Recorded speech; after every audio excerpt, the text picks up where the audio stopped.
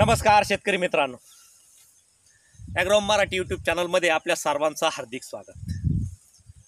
मित्र, आज ॲग्रोहम मराठीतर्फे प्रामुख्याने जो विषय आहे तर फळबाग लागवड किंवा पेरू लागवड।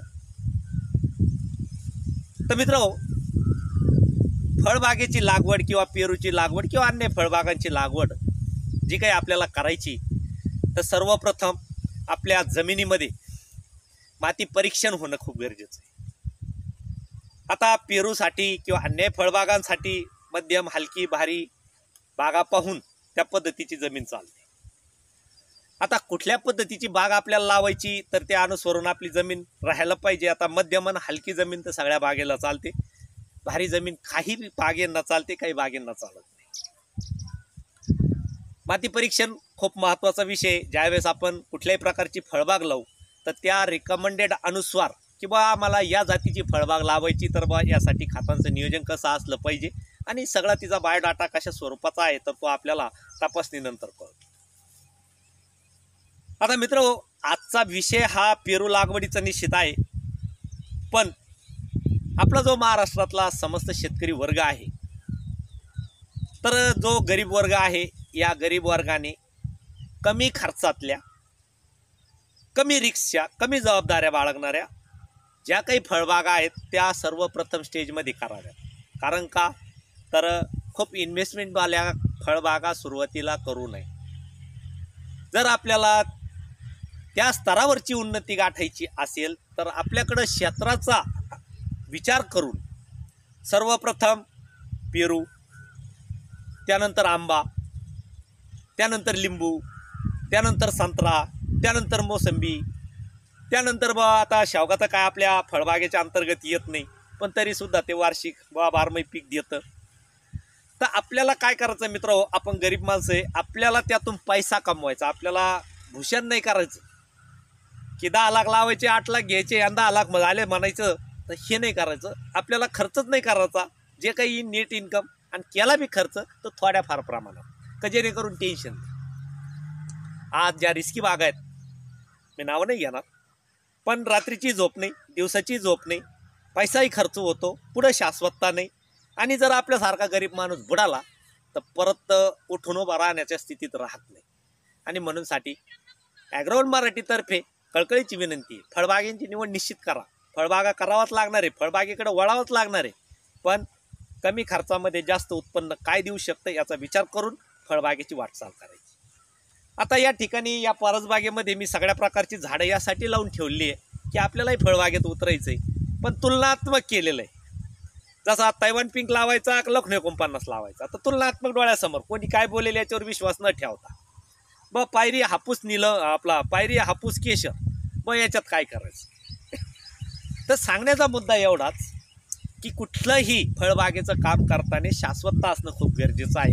आणि फळबागेची रोपं ज्या नर्सरीतून आपण घेऊ त्या नर्सरीकडून स्टॅम्प पेपरवरती नर्सरी ब्रँडेड असली पाहिजे, रजिस्टर असली पाहिजे, आणि जे काही रोपं आपल्याला मिळतील तर त्याची शाश्वती त्यांनी घेतली पाहिजे। तर हे जर फेल निघालं तर याला सगळ्याला जबाबदार मी राहील, कारण आंध्रा तामिळनाडूवरून रोपं बोलवले जातात, तिकडे त्या नर्सऱ्या खूप मोठमोठ्या आहेत, त्याच्यात जर फसाफशी झाली तर आपल्याला काही ॲक्शन घेता येत नाही। म्हणूनसाठी नर्सरी ही ब्रँडेड असायला हवी आणि पूर्णपणे जबाबदारीने त्यांनी छातीला हात लावून सांगायला हवं की बा हा स्टॅम्प, आणि काही झालं तर जबाबदारी। मित्र, आपण गरीब माणसं आहे, फसवायची कमी नाही, म्हणूनसाठी आपण फसायचंच नाही। ॲग्रोहम मराठी तुम्हाला सगळे सल्ले देत राहील, त्याच्याबद्दल वाद नाही, पण सुरुवातच आपली एकदम शास्त्रशुद्ध असली पाहिजे। आज विषय जो आहे पेरू लागवड। आता पेरू लागवड करण्यासाठी जमीन मध्यम हलकी, उत्तम पाण्याचा निचरा होणारी पाहिजे। पेरूची लागवड करताना साधारणपणे की जो काही खड्डा आहे आपला तर तो 2x2x2चा असला पाहिजे, 2 फूट लांब, 2 फूट रुंद, 2 फूट। आणि ज्यावेळेस तुम्हाला फळबाग लावायची त्याची सुरुवात जून जुलैच्या आसपास झाली पाहिजे, का जेणेकरून पावसाचं वातावरण राहतं आणि त्यावेळेस झाडं सेटअप चांगले होतात। आणि म्हणूनसाठी खड्डे उन्हाळ्यातच खांदून ठेवायचे, काय जे तुम्हाला कंपोस्ट खत वगैरे द्यायचं ते उन्हाळ्यातच त्या खड्ड्यात टाकून ठेवायचं। लावता वेळी साधारणपणे त्या खड्ड्यामध्ये 2 किलो सुपर फॉस्फेट आणि 50 ते 60 ग्रॅम मिलिथियॉन पावडर टाकायची, जेणेकरून कीटकं बिटकं काय असतील नसतील ते सगळे मरून जातात आणि व्यवस्थितपणे झाड प्लांट करून द्यायचं. आता हे झाड प्लांट झाल्यानंतर जी जातीची निवड आपल्याला करायची, तर बघा आज मी तुम्हाला दोन्ही दाखवणार आहे, तुम्हाला जी वाटन ती का. तैवान पिंक पण आहे, लखनौ 49 पण आहे. तर या दोन व्हरायटीपैकी तुम्हाला जी करायची ती करा, पण माझ्या या फळांच्या टेस्ट अनुसार, फळांच्या संख्येनुसार आणि झाडांच्या वाढी अनुसार तेव्हा लखनौ 49 मला तरी बेस्ट वाटतं इथं. कारण या परसबागेमध्ये हे पूर्णपणे झाडं जे आहेत हे सेंद्रिय, याला रासायनिक खत कुठलंही वापरलेलं नाही. विशेष करून एकाच दिवशी लागवड झालेली आहे, रोपं एकाच दिवशी आलेले आहेत. पण तैवान पिंक आणि लखनौ 49 मधला फरक मी कॅमेरा फिरून आता तुम्हाला दाखवेन. तर मित्र, खड्ड्यात खड्डा कसा भरायचा, प्लांटिंग कसं करायचं हेच. आता याला ड्रिप टाकून, फळबाग म्हणल्यावर ड्रिप तर कंपल्सरी आहे, आपण ड्रिप टाकून देणार. विशेष करून ज्यावेळेस हे झाडं व्यवस्थितपणे सेटअपला येतील तर त्यावेळेस, आता 1 वर्षाचंच, अजून वर्ष व्हायला जवळपास महिना बाकी आहे, पण खूप चांगले फळं, खूप चांगली डेव्हलपमेंट या ठिकाणी झाली आहे. आता मित्र, पेरूची लागवड करताना 3 प्रकारे करता येते. 2x1, 2x1, 3x2, 3x3 आणि 6x6. आता जी काही तुम्हाला लागवड निवडायची तर तुम्ही तुमच्या आवडीनुसार निवडू शकता. पण अनुभव असे आहेत, ज्या चर्चा, जे प्लॉट्स मी बघितले, तर अति घनमध्ये साधारणपणे आपण 3-3.5 वर्षात खूप चांगल्या पद्धतीचं उत्पादन घेऊ शकतो. साधारणपणे 5 वर्षापर्यंत आपण खूप सारा पैसा त्यामधून मिळू शकतो आणि माल चांगला निघतो. होतं एवढंच की बा जो छाटणीचा कार्यक्रम आहे तो व्यवस्थित करावा लागतो. खता पाण्याचं व्यवस्थापन खूप चांगल्या पद्धतीने ठेवावं लागतं, कारण अपेक्षित फळं आपल्याला मिळायला हवी, कारण संख्या खूप असते. ही जी 2x1 ची जी लागवड आहे ही अति घन, 3x2 ची मेगा घन म्हणजे त्याच्यापेक्षा थोडी कमी, 3x3 त्याच्यापेक्षा थोडी कमी आणि 6x6 ही त्यांच्यापेक्षा म्हणजे रेग्युलर. आता 6x6 म्हणजे ते डायरेक्ट 18 म्हणजे 20x20 वर जाते झाड. मग आता 20x20 वर जर गेलं तर त्याला काही जास्त छाटणीचा बिटणीचा कार्यक्रम करावा लागत नाही. पण पेरूमध्ये जर छाटणी केली तर विशेष करून पण नवीन पालवी फुटते, फळांचा जो काही फळांची क्वालिटी चांगल्या पद्धतीने येते, फळांचा रंग चांगला राहतो, विशेष करून फळांची चव चांगली राहते आणि माल त्या पट्टीतला निघतो. आता पेरूच्या बागेमध्ये आणखीन एक महत्त्वाचा गुरुमंत्र असा आहे की या पेरूला जे शेंडे फुटतात बघा, हे तर साधारणपणे 5-6 पानावरती येऊन हा शेंडा या पद्धतीने असा खोडावा लागतो. 6 पानं मागं ठेवायची, शेंडा खोडून टाकायचा, म्हणजे ते झाड बरोबर डाफळत चालतं आणि जिथं डाफळतं तिथून त्याला बागल्या फुटतात, त्या ठिकाणी फळं लागतात. असा अनुभव या ठिकाणी लखनौ 49 आहे. तैवान पिंकचा पण आहे. फळं थोडी कमी आहेत, वाढ थोडी कमी आहे, पण अशा पद्धतीने आपल्याला गुरुमंत्र त्याचे फळं जादा कशी घ्यायचे, तर हा एक गुरुमंत्र आहे. आता लागवड जशी बी तुम्ही कराल, आता तुम्ही कमेंट्समध्ये म्हणा सर 2x1 केलीत किती झाड लागणार, 3x2 केलं किती लागणार, 3x3 केलीत किती लागणार, 6x6 केलं किती लागणार. सरळ करायचं.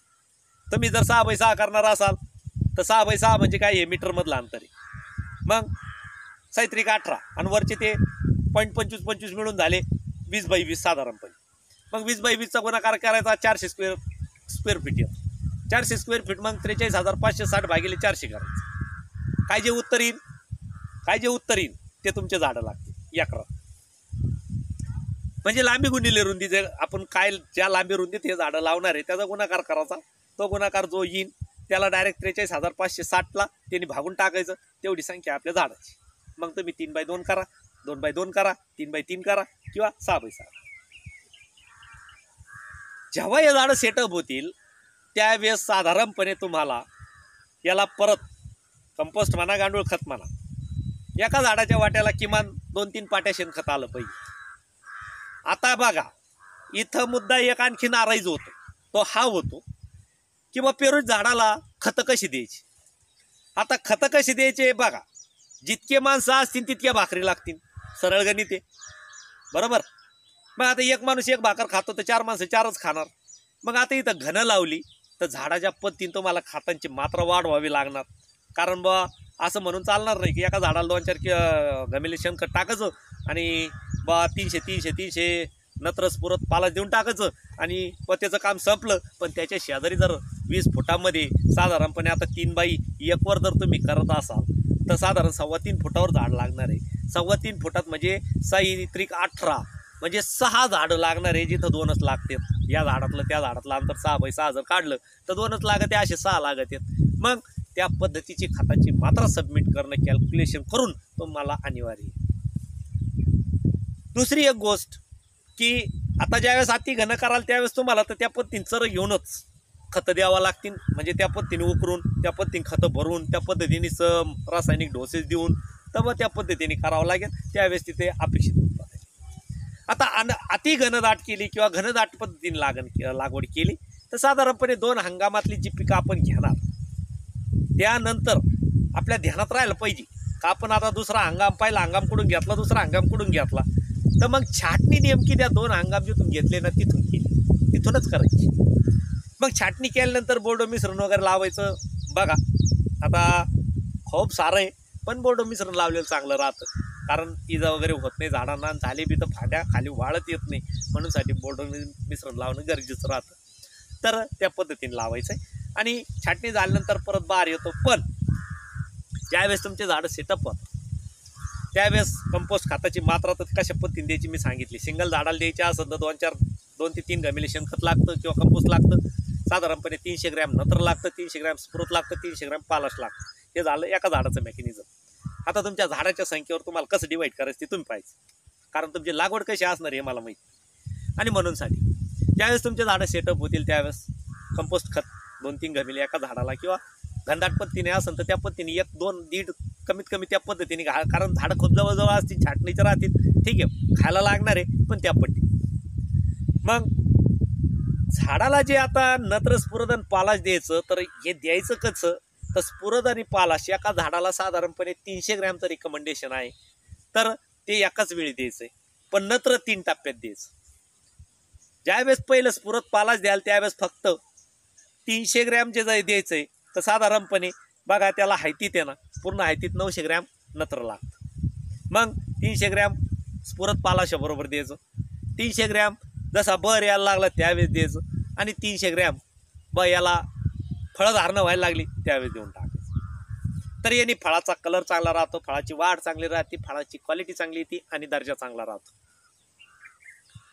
आता मित्र, ही फळबाग ज्यावेळेस कराल त्यावेळेस तुम्ही फळबाग कुठलीही करा पण त्यामध्ये झेंडूचं रोपण हे झालं पाहिजे. आता झेंडू का लावले पाहिजे, तर झेंडूमुळे जो निमॅटोड ज्याला सूत्रकृमीचा रोग म्हणतो तो प्लॉटवरती येत नाही किंवा त्या बागेत येत नाही. त्या पट्टीत ते झेंडूचे रोपं लावायचे. आता झेंडूचे रोपं यासाठी लावायचे किंवा झाडं यासाठी लावायचे का झेंडूमध्ये सायपरमेथ्रिन तयार करण्याची क्षमता आहे आणि त्या झेंडूमुळं ते जमिनीमध्ये जर झेंडूची वाढ झाली तर त्या ठिकाणी सूत्रकृमीची निर्मिती होत नाही किंवा त्या ठिकाणी सूत्रकृमीचा रोग त्या प्लॉटवरती येत नाही. आणि दुसरी एक गोष्ट, याला फवारण्या ज्यादा काही लागत नाही. फळं लागल्यानंतर साधारणपणे डागबीग पडायला लागले तर त्याच्यासाठी सरळ साप याच्यात कार्बन डायझिमन मॅनकोझेप येतं, सरळ एका पंपाला साधारणपणे 2 ग्रॅम एका लिटरच्या वाट्याला येईन. अशा पद्धतीने 20 लिटरचा पंप असेल तर 40 ग्रॅम घ्यायचं, साप फवारून टाकायचं. याने डाग होणार नाही, फळामध्ये कीड लागणार. दुसरी एक गोष्ट की ज्यावेळेस फळमाशीचा ज्यावेळेस प्रादुर्भाव होतो तर त्याच्यासाठी जे रक्षक सापळे मिळतात, फळमाशीपासून रक्षण करणारे जे सापळे असतात ते या बागेत 5-6 ठिकाणी लावून द्यायचे, जेणेकरून ती फळमाशी त्याच्याकडे आकर्षित होते आणि ती त्या ठिकाणी मरते. आता मित्र, सगळ्यात इम्पॉर्टंट की ज्यावेळेस या पद्धतीने तुम्ही फळबाग कराल तर या बागेला फवारण्या कुठंच नाही. कीटकनाशकाची तर शक्यतो फवारणी पण लागत नाही.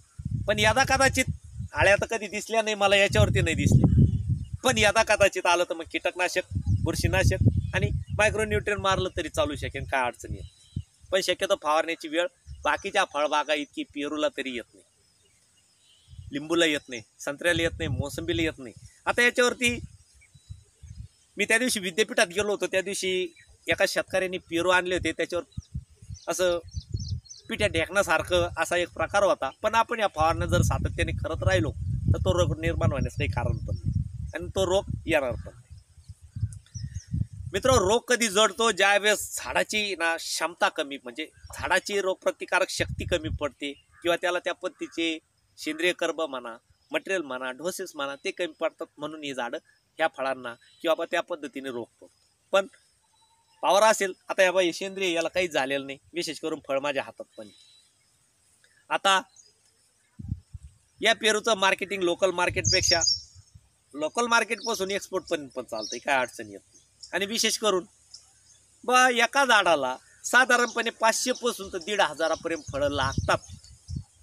पण आता फळं लागण्याची जी काही प्रक्रिया आहे तर ही आपण कशा स्वरूपात झाडांना मेंटेन करतो त्याच्यावर अवलंबून. आता घनदाट लावलं तर एवढे फळं आपल्याला कधीच मिळणार नाही. ॲव्हरेज मिळेल, टोटल ॲव्हरेज जर कॅल्क्युलेट केलं तर 400-500 फळापर्यंत, 700 फळापर्यंत त्या पद्धतीने मिळेल. पण ही झाडं पाताला मोठली होणार नाही, म्हणून ते काय हजारात फळं देऊ शकतात. आता छाटणीचा कार्यक्रम राहणार, पण घनदाट पद्धतीने पेरूची बाग अशा 20x20 फूट किंवा 6x6 मीटरपेक्षा चांगल्या प्रकारे परवडते. आणि म्हणूनसाठी शेतकऱ्यांनी आता घन किंवा अतिघनाचा जो विकास घडावला तर चांगला आहे, आणि त्या पद्धतीने केलं तरी काय. मित्र, छोट्या छोट्या गोष्टीतून जर पैसा कमावला आणि खर्च कमी आणि इन्कम जादा अशा पद्धतीचं जर सूत्र ठेवलं तर शेती निश्चितपणे परवडते, काय अडचण येत नाही.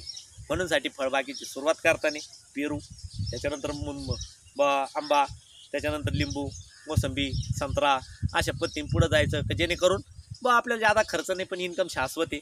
आणि पुढे चालून मग तुम्ही द्राक्षात शिरा, डाळिंबात शिरा, काय हरकत नाही. पैसा कमवलेला असतो, एखाद्या वर्षी डूब बसली तरी काय हरकत नाही. पण त्या बाकीच्या फळबागामध्ये खर्च जादा होऊन जातो, इन्कम कमी होतो, रिस्क खूप मोठी असते आणि चिंताने माणसाला खूप मोठमोठे रोग होतात. ज्याच्याकडे खूप मोठी मॅन पॉवर आहे, ज्याला काही चिंता करण्याचं काम नाही, अशा लोकांनी त्या गोष्टी केल्या थांबतात. मित्र,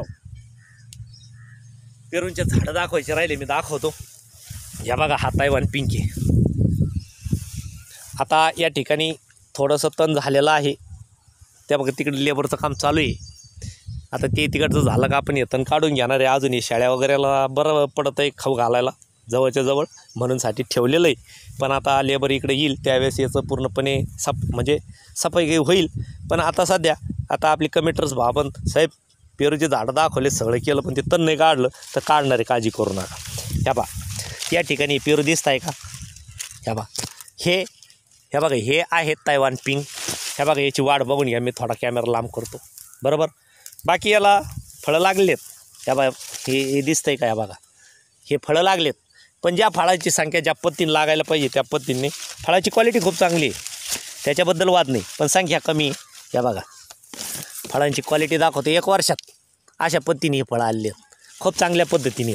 पण आता हा लखनौ 49 हा लांबून दाखवतो. ह्या बघा हा लखनौ 49 दिसतोय का? बघा ह्या बघा, हा आहे तायवान पिंक म्हणजे थायलंड पिंक. किती मोठा फरक आहे वाढीमध्ये, पाहिला का?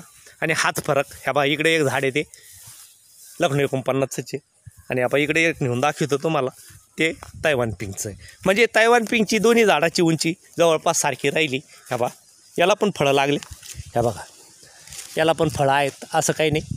या ठिकाणी आपला अभ्यास चालू आहे आणि आपल्याला येणाऱ्या कालखंडामध्ये 2 एकर लावायची, तायवान पिंक लावायची का लखनौ 49 लावायची, हाच एक संभ्रम निर्माण झालेला होता. म्हणूनसाठी 1 वर्ष आधी हा कार्यक्रम इथे केलेला होता आपण, आणि आता आपण त्या पद्धतीने वाटचाल करणार आहे. आता बघा लखनौ 49मध्ये तुम्हाला मी आता फळांची एकाच वेळीची लागवड आहे बरं का, म्हणजे लागवड एकाच वेळी झाली, झाडं एकाच वेळी लावली. पण बघा आता हे लखनौ 49चा कार्यक्रम बघा किती जबरदस्ती. ह्या बघा जिकडं पाहिलं तिकडं पेरूची, ह्या बघा जिकडं पाहिलं ना तिकडं पेरू. ह्या बघा म्हणजे आता सध्या जर तुलना केली तर तुमचं जे तायवान पिंक आहे त्याच्या जवळपास 10 पटीचे पुढे याला फळं आहेत. आता या ठिकाणी